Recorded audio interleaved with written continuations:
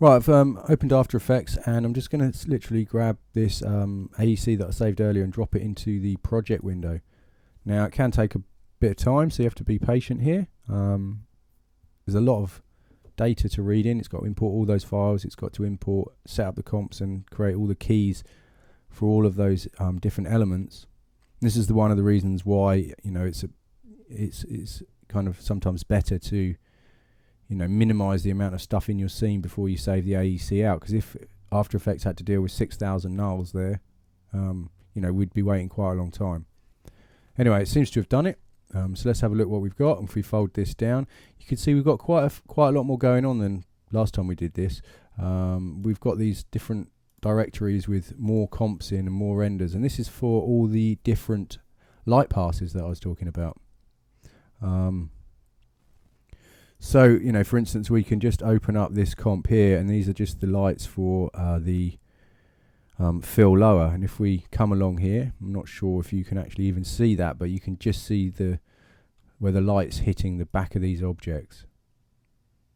If we open up the key light, and there we go, and you can see there's the stuff for our key light. And of course, we also have the rim light. Let's have a look at that. So everything's looking a little bit dark at the moment. Now, one of the reasons for that is because we haven't set up any of our color management. And when we're working with linear workflow and we're working with multipass, we need to make sure that we, A, interpret all our footage correctly, and B, make sure that we enable color management and linearize working space. So let's come up to File, Project Settings, and let's set the depth to 16, working space to sRGB, and enable linearize working space. And if we not that you can see a lot at that point, but if I click OK, it should all become a bit brighter. There you go, and you can see that's all a little bit brighter. So that's just the rim light. And now if we look at the key, you can see that hopefully everything looks a lot more like the kind of scene did in Cinema 4D. So we have this key, this rim, and our fill lower. I'm not going to rearrange like the project window. I wouldn't leave all these files like this, but for this tutorial it doesn't matter. If we open up our top comp, which is named Cinema 4D to AE Advanced 09, which is the name of the scene file that the name of the AEC file that you created and the name of the scene that you're working in. And you can see in here we've got these emitters, which are our lights that we have attached to the back of all of our iPods. We've got this flare, which is the one that we were going to link to a lens flare. And then we have these other lights, which are the main lights that we used within our scene. Below that we have our refraction, our reflection, and our ambient pass. We then have the comps for the individual lights, and then finally we've got like a shadow and a diffuse. So we don't actually need this shadow and diffuse because these are just kind of empty in a way. They're not related to any particular light. So I'm going to just delete those. I'm just going to select the diffuse up here and just make sure that it's interpreted the alpha. Yeah, it has. Okay, so we've got an alpha on here as well. But if we select this and try and toggle transparency on, or alt click to show the alpha, you can see that it's pure white. And that's because we don't have an alpha on all of our different passes. So we would need to use some kind of method to take the alpha from that diffuse pass and link that into any other channels if we wanted to have some transparency in here. I'm going to set the view to be fit up to 100% so we can see what's going on in here. And I'm just going to grab all these lights and just enable the shy option and then hide shy just for now, so that we don't have so much going on in our timeline. Now we can solo any of these elements and have a look at just the key or just the rim, or just the fill. We can go into any of these comps and we can have a look at any of the individual layers, and you can see, as I said, that like for instance on the fill light we've no need for a shadow and we've no need for the specular because there isn't anything on those lights. So we can literally delete those. In fact, we could just take the diffuse and swap it out for this comp. This is just going to make everything a little bit quicker because this is all set up automatically and it's great, but if we've got all those layers in there that don't have any information on them, then it's going to make things a little bit slower to work with. After Effects is still going to analyze all those empty layers, so there's no reason why we don't just take that diffuse and just alt drag to swap it out for that comp. We can do the same for the rim as well, because if we go into here, that's only a diffuse light. There's no specular or shadow on that light either. So again, we can come down to our rim light, and we can just switch that out for the diffuse pass as well. And that's just going to make a small difference to the amount of speed. It's a lot less files that it has to read. Now, of course, the key light, if we come in here and we solo, we don't have any specular information on there. Well, we probably do, because there is some specular on the back of the plastic and stuff. Maybe we just can't see it. And we've got some shadow information going on there. So, we probably want to keep that. So let's just leave that as it is. But of course, you can come in here, you can work on just the diffuse color for the key light, and you can do some color correction and those kind of things. And it's only going to affect that key light. So if, for instance, you're in here and you wanted to say, oh, well, I think that the fill light is a bit cold, we can simply select that layer and add some hue adjustments to it. So let's come up and just choose Effect, Color Correct, Hue Saturation, for instance, and we can then just,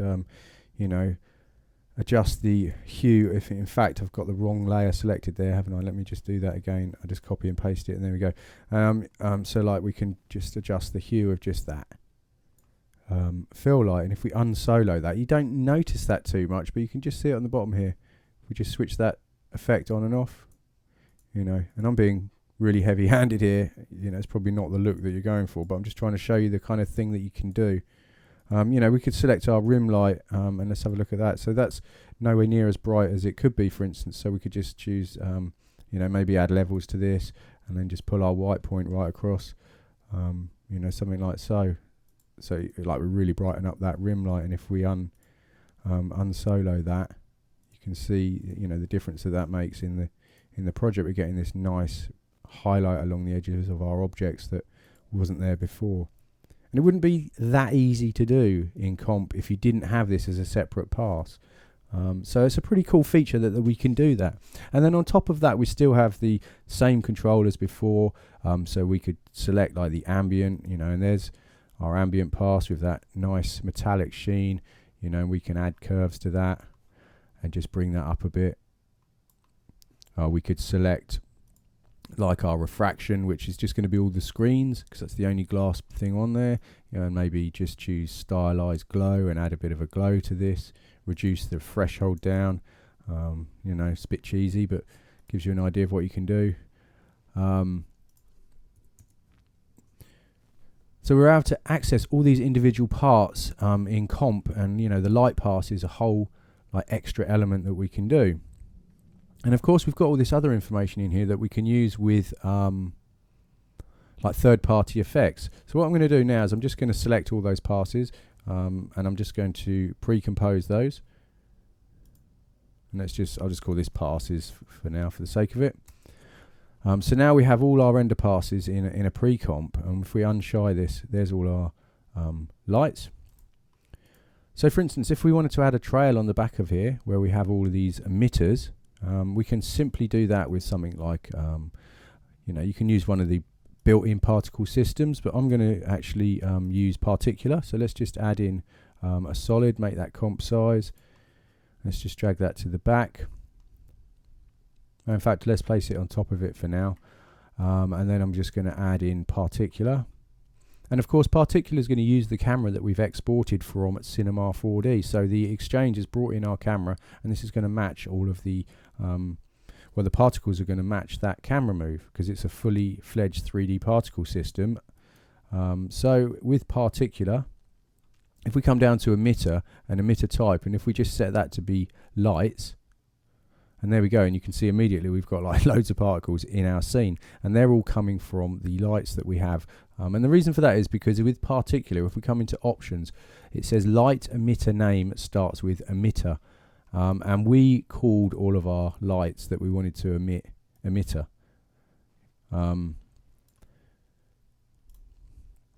Okay, so with particular, let's just go in and adjust a few of the settings, just so that we get a nice kind of line coming from the back of each of our lights. So I'm going to set the particles a second to be 500. I'm going to set the velocity to be 0. And I'm going to set the emitter size to be 0 on all 3 dimensions. So now we've got these lines coming off the back. They're a bit fat, so we can come down to our particle settings. And let's set the life to be, say, 2 seconds. Let's set the size to be maybe 0.5, so they're quite thin. You can't really see them here, but if we go to 100%, you can probably see that that looks a bit better. Maybe we'll set that to 1. Okay, and I'm going to set the size over life to just be a ramp down like so. So we get a trail that gradually fades off. And let's set the opacity of life to be the same, so they fade out as they get thinner. So we've got this kind of trail coming from each one. The cool thing with this setup is that we've got one solid at the moment for particular, and because we've got lights all with the same name, we're getting a particle stream coming from every light, which is a nice feature. And one thing we can do is we can set color, and we can choose from light emitter. If we then just let unshy our lights, let's pull this up a bit. Okay, so say we want to select the lights on this purple iPod, so it's this one and this one. If we open this up, we can click on here and we can kind of make this a purple light, and we should see that that trail becomes purple. Which one was it? The one underneath? Yeah, there we go. So let's just do that, and I'm just pressing UU to show which parameters have changed, and we can pick that same purple from there. If we just press F2 to deselect and jump forward one frame, hopefully that should update. Yeah, there we go, and you can see that we now have particles being emitted purple. The reason it's not working is because of my stupid error here, and that's a keyframe value. So actually what I'm going to need to do is come back to that point where I set that purple color, say there, and let's just uncheck for those keys. And that's because when we do the export, maybe we've animated the color of our light, and that will transfer across. And obviously if we're going to change that, we need to get rid of those existing keys, and they're all the same value anyway. So there we go. So now we have a nice purple streak coming off the back of that purple iPod, and we can do the same for all the others. Let's just come back to our particles and come down to past the particle settings. Let's come to physics, and let's just add a little bit of turbulence in here so the lines aren't quite so straight. And we fold down air, and we can just come down to turbulence field here, and we can say affect position, and we can just drag this up a little bit just so that we get a slightly more interesting organic looking line. So I'm just going to go through and change the color of these lights so that they match the objects that they're on. You can see here I've changed the lights to be the same color as the iPods. You know, we can also come up and just add a bit of glow or something to that. Now of course we have got a problem here where perhaps this particular should be going behind this object, so it'd be nice if we could work out a way to create mats for individual clones as well. You know, obviously we could like take the position data of that in 3D and use that to aid some roto work, but even though this is a simple shape, it disappears into the distance. You know, there's a fair amount of work to do some roto on that. It'd be quicker if we could just output a map for it. So I'm going to show you how you can do that in a moment, but before we do that, let's just have a look at what else we've got in our timeline. And one of the things we added in was a light called flare, and I thought that we could use that just to simply add something like optical flares, so that we can have a nice lens flare going on in the scene. So let's just grab our solids, add this white solid to the scene again. I'm just going to call this flare, and then come down and add in optical flares. Now you can use any lens flare generator. I'm just using optical flares because it's a pretty popular one that's out there. So when we look at optical flares, we have position X, Y, and we have center position. And we could certainly take our flare and press P for position, and we could take the information from this. Now this isn't animated, so it's simply a case of literally copying and pasting that onto the effect. If it was animated, then maybe we could just parent it and link it out like that, or we could use an expression and we could link the values into the values in here. If we set the source type to 3D, then we get a Z position as well, and that's pretty important for something like this. But luckily for us, optical flare actually includes an alternative method of positioning the lens flare, and we can choose to track lights, and we can actually track lights in the scene. So at the moment it says name starts with anything, but if we say name starts with F, we know that that's our light that we called flare. And now you can see that that actually does track with our light. So we've got one that's called fill, and you can see that that's actually linking to it as well. So we're not going to really use those lights. So we can either rename our flare something unique, not beginning with F, or we can just delete these fill and key rim lights. We don't even need to delete them, we can just switch them off, and then optical flares won't use that. But that's just a little bit of a gotcha that you need to be aware of. So just give your lights a unique name. Now because we've got this sitting on the top, as our objects all pass along, it'd be nice if they occluded that lens flare just as they would if it was like a natural scene and things passing between the light and the camera. So with optical flares you can actually choose a foreground layer, and you can choose either the alpha or the luminance from it. So if we come back to our project and fold this down, what we can do is we can literally take the diffuse. If we select the diffuse layer here, let's just open that up, and there you go, and you can see that although there isn't any information in there apart from black and alpha, we can use that with optical flares. So if we just come back to our main scene here, our main project comp, drop the diffuse in at the bottom, let's hide that, come back to our optical flares, and fold down foreground layer 1 and just choose our diffuse pass, and it's going to use the alpha. And if we scrub through, hopefully we'll see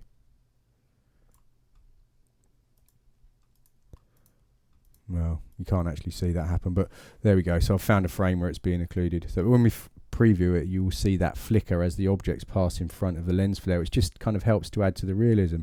So we've used the light that we exported from Cinema 4D to link to our optical flares effect, and we've also used the diffuse alpha to help occlude that lens flare as objects from our 3D render pass in front of it. I've changed the flare type to be like monster flare, so it's even more cheesy and in your face, but there you go. So let's just set this to be add.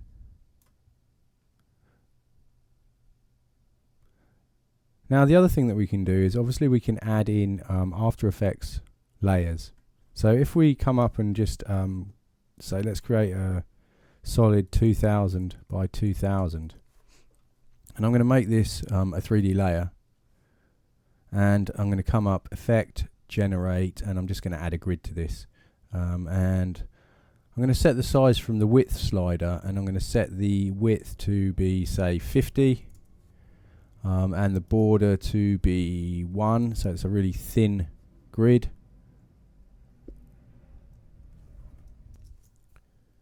At the moment it looks black, but that's because it's we've got all those lights in there and we're not really worrying about the lights affecting our 3D solids. So I'm going to choose material options and accept lights and switch that to off. There we go. Now you can see that we have our grid. I'm actually going to set the color from this lens flare and just use a kind of nice blue like so. And if we then press R to bring up our rotation, we can actually like flip this round so it's flat. Let's just set that to 90, and let's just zoom out a little, and we can grab our axes and just pull this across and maybe just bring it down a little bit, something like so. So obviously not the greatest bit of graphics in the world, but it should give you an idea of the kind of thing you can do with your 3D solids. Let's just scale this right up and pull it down a bit more, and if we come back here, you know, we can still see this, which is quite nice. It'd be nice to see it as the camera moves, but you can see the point here is that this grid is matching the camera that we exported out from Cinema 4D. We can always just duplicate this, you know, and add in another one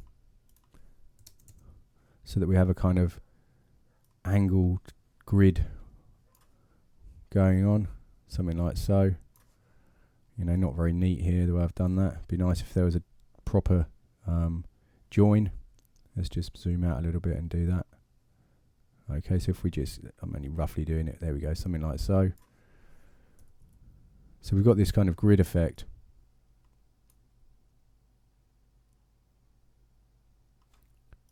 And you could always come up and add in something like a linear wipe to this. Let's just solo this.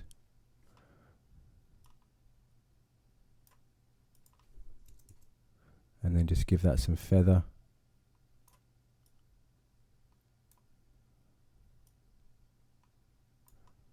So you get a nice soft gradation at the end. And let's just copy that and paste that to the other solid. And there we go, so it's just a little bit softer. But again, we have that problem that I mentioned before if we come to around frame 75, 80, where we have these particular streams going in front of some of the iPods, and we probably don't want them to do that. So I'm going to jump back to Cinema 4D and I'm going to just make one map for this one object just to show you how you could do that.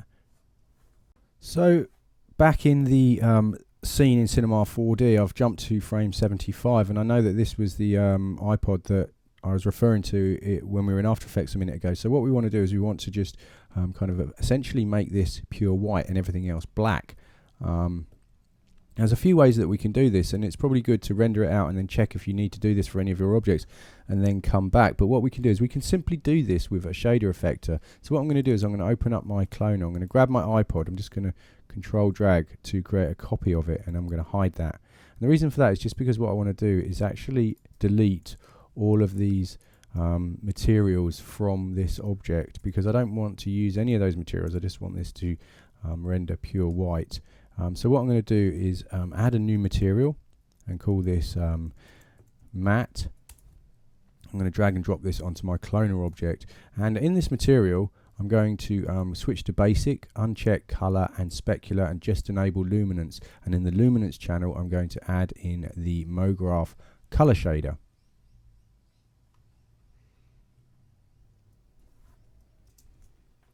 You can see that I've obviously forgotten to get rid of some materials, and they're the ones that are in the hyperNURBs. So my bad there, my mistakes. I'm just going to actually select these and get rid of all of these materials. I don't want any materials on these objects at all.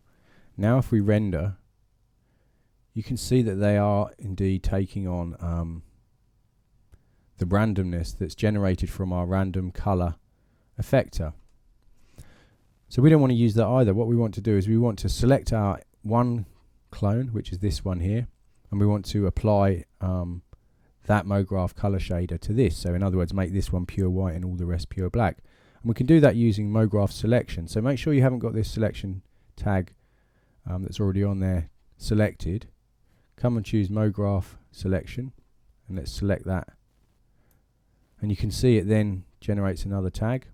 You can then give this actually a name which will correspond to this. You know, so it could be, I'm just going to call it matte selection. But if you were doing many of these, then you might want to know the index number and give them a number, or the color, you know, orange matte, or something that you're going to be able to remember later.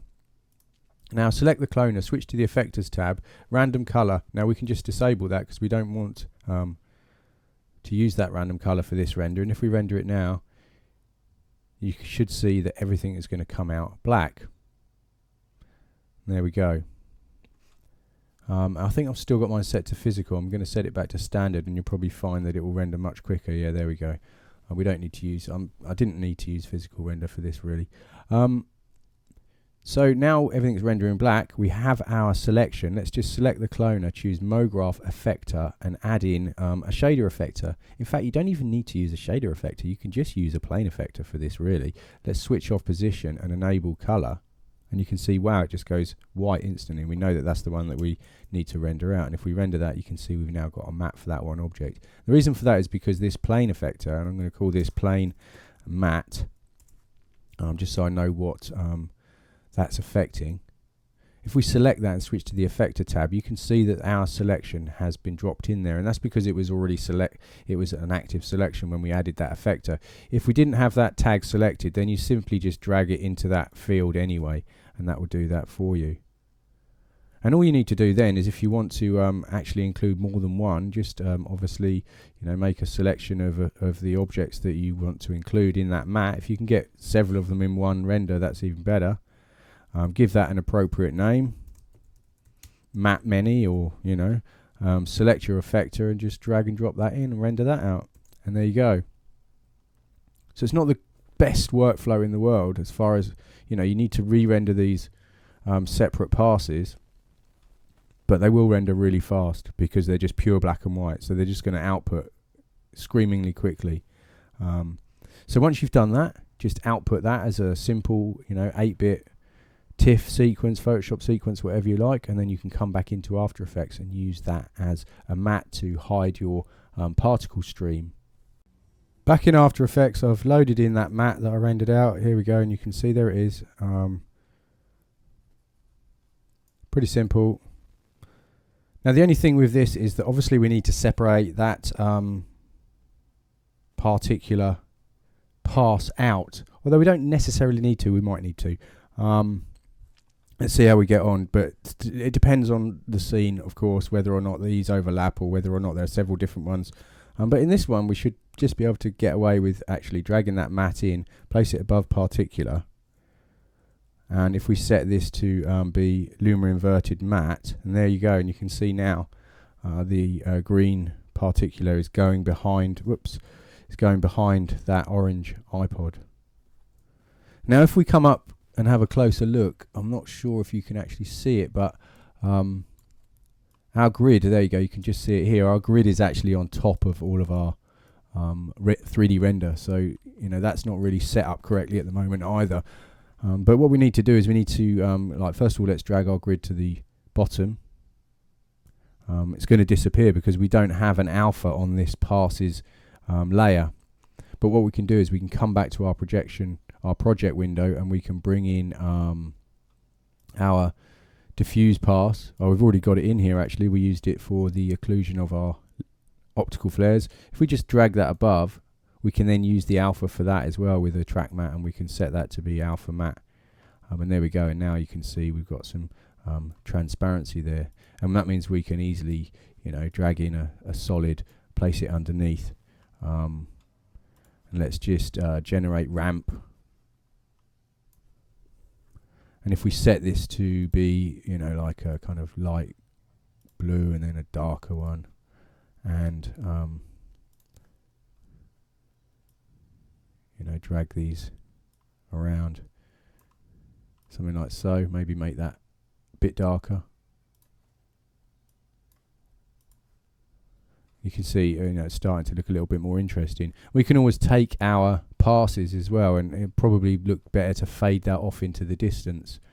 You can just do that with a linear wipe, and let's just drag that across and adjust the angle so that it's round there. Let's just adjust that feather, something like so, and you can see that definitely helps, just to make it look like it's fading off into the distance. But of course, this is a pretty rough comp, but hopefully it's given you guys some ideas of the things that are possible with exporting the camera, exporting the passes, exporting the light passes, exporting light information, linking to different clones, using 3D layers in After Effects, linking to your lens flare, using it with particular, all sorts of stuff, and it will help integrate your Cinema 4D projects with your After Effects projects. So I'm just going to render this out so we can have a quick look at the comp that I've ended up with, and then that's it.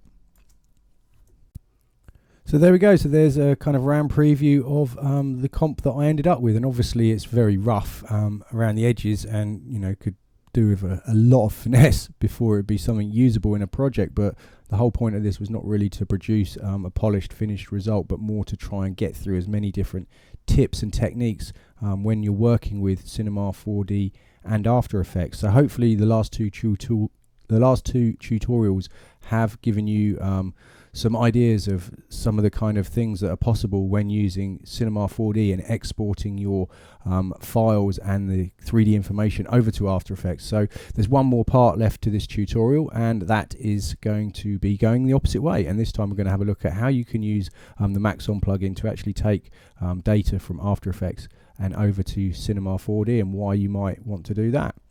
So thanks for watching. I hope you enjoyed it, and see you on the next one.